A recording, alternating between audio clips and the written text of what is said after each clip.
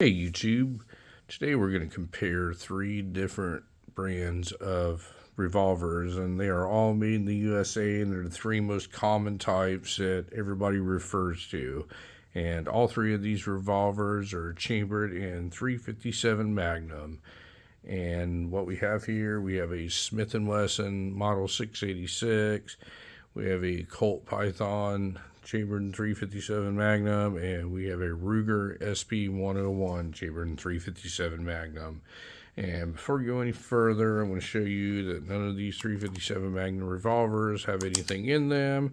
They are all clear, they're all safe for us to watch these videos, and nobody can get hurt. So we're going to start with what I would call the least expensive one here. This is the Ruger SP-101. Now, this is a little bit smaller framed one than the other two that I'm going to show you here. Let me show you some of the close-ups of it. This is a more of a carry type, smaller frame revolver, and it has a 5-round cylinder in it. These are all in stainless. All three of these revolvers are chambered in stainless, and I'm going to show you some of the differences in them. Now, Ruger is more budget-minded, and they go for functionality and simplicity more than looks and price point.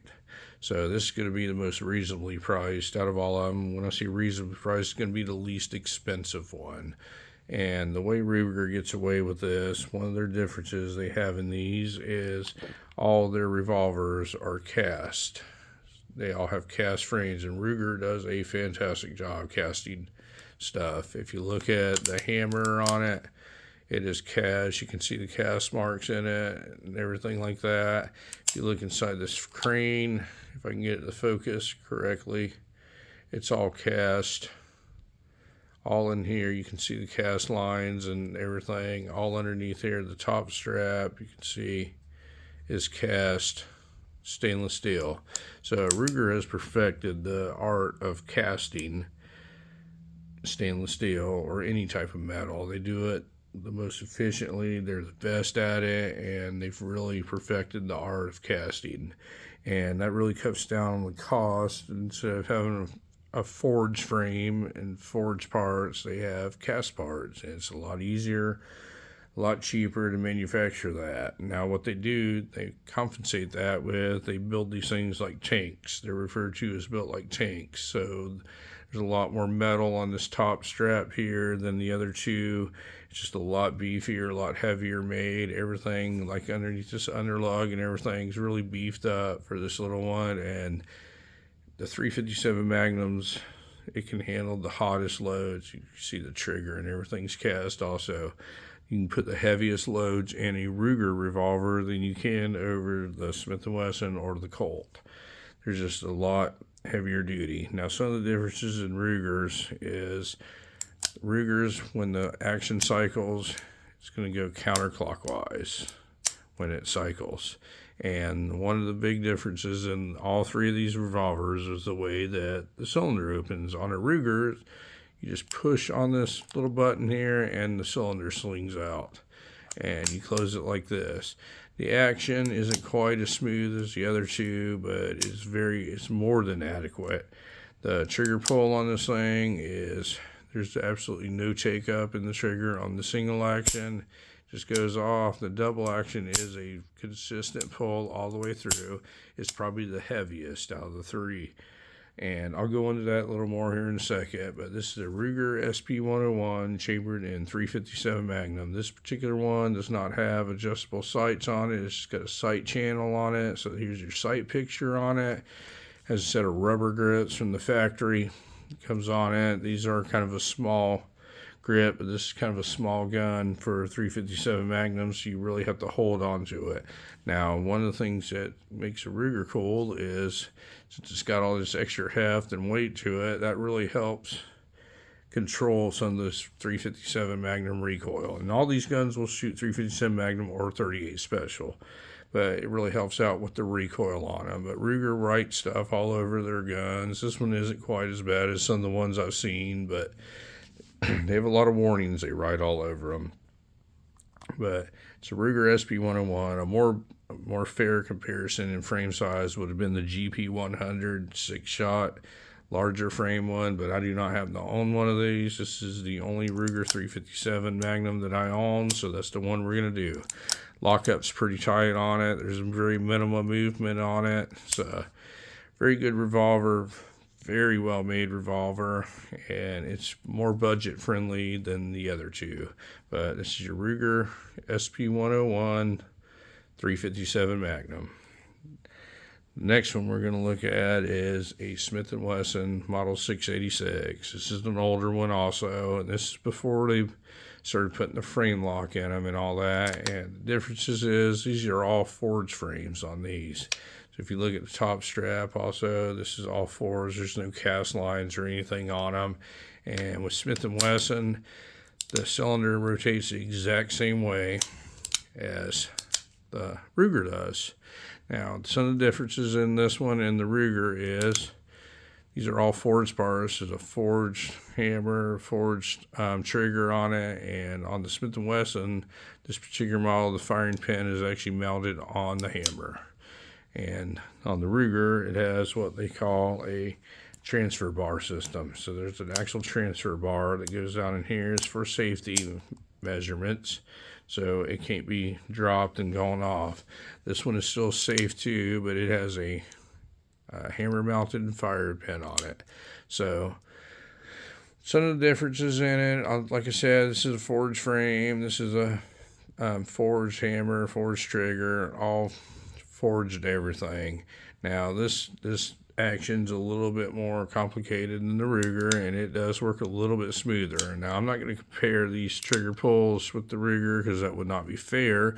This particular gun has had an action job done on it to make it work as smooth as it does. So when you touch this trigger, it just goes off. This is probably 1.5 pounds, to be honest with you, and this double action is one of the best I've ever felt in my life. But there's been a lot of work done to this thing by a very competent gunsmith. I'll show you some of the roll marks on them. It just says 357 Magnum. It has a little bit of writing on it too, where it's made, and Smith & Wesson and all that. But this one comes with these beautiful walnut target grips on it. It's got a wide spur target hammer on it. And it's got a real wide spur trigger on it right here. But the trigger is smooth on it. So that's some of the differences right here. Now, the third one we're going to look at is a Colt Python 357 Magnum. Now, this one is the premium Rolls Royce of all revolvers. This one's also stainless, and this is not a real good light to show this in. These are real hard to show, but this gun is absolutely gorgeous. It's got a mirror finish on it, on this stainless finish. I mean, you can see your reflection in it. I'm going to try and show you in the light right here. Now, this thing is got all the looks. It's got all the finish work. I mean, it's got all the toys. It's got beautiful walnut grips on it from the factory. It's got a serrated front on the trigger. It's got a very large spurred hand knurled hammer on it. I mean, all you do is just reach your thumb up there and you can touch it. One of the things that made the Python was it's got this top ventilated rib on it. It's got a full underlug on it that protects the actual ejection port on it. So all the corners are all rounded off on a Colt Python, and the other two are not going to have that. And this is the looks one. So if you pull back this thing, you're never going to feel an action that works like this, folks. This thing works like butter, like a knife going through hot butter. And it's got a really good single action trigger pull, and the double action is to die for also. But this is a stock gun. This is right out of the box. That Smith & Wesson works almost as smooth as it, but there's been a lot of work done to it to make it work that way. So one of the big differences in this one is you have to pull out on this little lever to open the cylinder and close it, and the cylinder goes around clockwise. Smith & Wesson, you push on this one and the cylinder rotates counterclockwise. The Ruger, you push down on a button, open it up, and the cylinder goes around counterclockwise. So, some of the other differences in this Ruger SB101, you can literally tear this thing down to the bare frame with minimum, no specialty tools, very minimum tools, and absolutely no skill required. If you can take apart a Glock, you can take apart this thing. That's how easy they make it. They went for simplicity. You can change parts out if you needed to. I mean, anybody could do it. And what they really figured out how to make these things simple. And simple, cost effective, and very heavy duty. But they didn't pay any attention to details when it comes to looks. Like the edges are a little sharper right here. The finish work isn't quite as good. But I mean, this is an absolutely fantastic gun. This is a very good bargain for what you pay for these. But this is going to be, out of the three that I have here, these are going to be the most affordable, the cheaper ones. I don't like using the word cheap because I'm not going off on Ruger because they make really good stuff, but this is going to be the least expensive one out of all of them, but it's got the least amount of finish work done to it. If you look down in here, you can see the cast marks and everything like that. You're not going to see that on the other two. The Smith & Wesson is a little bit more complicated. Push on this cylinder, push it forward, it opens. But if you notice on it, it's a little bit better finished off on them. This is what they call a matte, or I don't know, satin stainless. But the edges of the cylinder are not quite as finished off as good. If you look at this real close up, it's got a real nice trigger on it, but it's not all the way finished off. You know, it's just matte. This hammer on it, you know, it's really clean done. It's all fours and everything, but it's not quite as finished off like the next one that I'm going to show you. It's got a couple little sharp edges on it.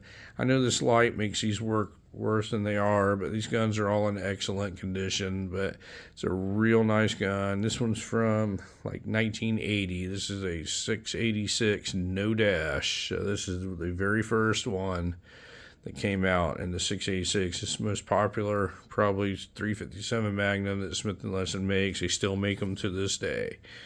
Now this Colt Python is absolutely complicated. This is like working on a Swiss watch. You're gonna have to know what you're doing to work on this. The side plate is on this side on a Colt Python. It is on the opposite side on a 686, and this was the answer to the Colt Python. The Ruger doesn't really have a side plate. The way it comes apart, we're going to have to show you one day, but this whole trigger group drops out of it. This whole bottom comes off. You can see the line right here. And this thing is so easy to take apart. But if you look at this Colt, look at all the rounded edges, how they're all nicely finished off. No, there's no sharp edges anywhere on this gun, anywhere. I'm trying to show you in the light. Everything's just finished off perfectly. It's the polish job that goes into this thing. Every piece in it is hand fit. If you take the side plate off, it looks like an actual watch movement. It's so complicated. If you just can't not take a part out of one Colt Python and put it in the next one, it will not work. It has to be hand fitted in. And if you look real close at the finish work on the trigger, little things that you don't notice. Look, the hammer's all polished out. It's a little smudged up, but it's all polished off and everything like that. And everything's just perfectly fit on this thing. And just really a lot of attention paid to detail when they go into this. The roll marks are real deep on it. Like I said, this light's making it look worse than it is, but all the roll marks are all very defined. On this side, you can see that's their writing that they put on the side of them, but there's no other writing anywhere on them. I wish they'd have done this to the new ones, but on these, the serial number is inside the crane right here. So you can see the serial number right here. This one was made in 1984, and this is an actual bright stainless one. On the Colt Pythons, I don't know if this will show up on the camera or not, but down into where the ejection port is, right above my finger, you'll see like a little letter S. That stands for stainless. That's why a lot of people think that when they look at this gun out in natural light, they think it's a nickel gun, but it is not, folks. This is how Colt finished these things off. They do a real good job with their new model ones, but these take it to a different level. This is the absolute Rolls Royce of revolvers. So if we're going to categorize these things, I would say this one here is going to be your F350. This is going to be for heavy work, heavy use. Don't really care too much about looks. Care about functionality and simplicity. This thing will tow a house. This Smith & Wesson here, this is going to be like an F-150.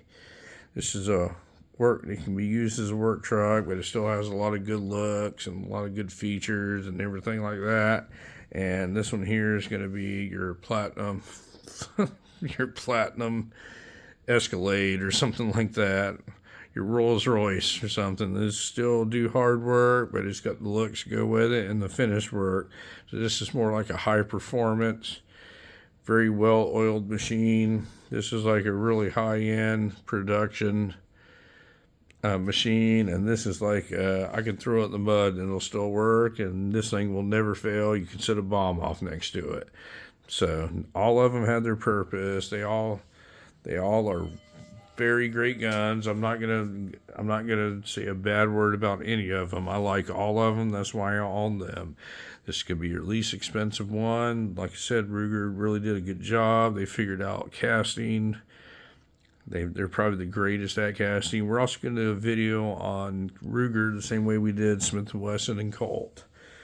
Your Smith & Wesson, the newer ones leave a lot to be desired in certain things, but in this time era here in the 80s and everything, they were at the top of their game, and they were, I would say, I don't want to really put it like it's a step up from a Ruger, but I mean, they paid a little bit more attention to detail, but that reflects in the price. They are a little bit more expensive. The Colt just took it to a whole different level with this Colt Python. I mean, these things are absolutely amazing. The way they look, the way they work. I mean, I've never felt another revolver feel like this, and I've felt all of them, folks. I've done the Korths that they've had. I've seen them all, and they all compare to the Colt Python. That's what they all want to copy. So you have your top of the top notch one. You got your mid-tier one, and you have your workhorse down here. So I just want to show you some of the differences in Ruger, Smith & Wesson, and Colt revolvers. Show you some of how they work. I know a lot of people prefer these Smith & Wessons, the way you push on this cylinder to open. Well, I think the Rugers work just as well when they open up, but I'm a Colt guy. I've shot more Colts than anything, and I don't find this counterintuitive at all. When I pick up any of these here, I find myself trying to pull on it like that before I realize it's a different kind of revolver. It's all muscle memory though, folks. Anyway, I want to show you these three revolvers here, these three different brands. These are all iconic brands. They're all been successful in their own way. They've all had failures in their own way, all these companies, but they're all still in business today. They all still make very fine revolvers. But if you have any questions on any of these guns, folks, I have individual videos on each and every one of them that go more into detail, and feel free to reach out to me and I'll answer any questions that you want. But anyway, folks, thank you very much for watching my video today, and you folks have a great day.